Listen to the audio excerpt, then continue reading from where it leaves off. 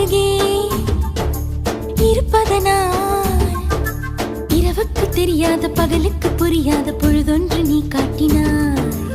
இதயத்தில் நீ இருப்பதனால் நான் தூங்கும் நேரத்தில் என்னுள்ளே தூங்காமல் நெஞ்சுக்குள் வாயாடினாய்.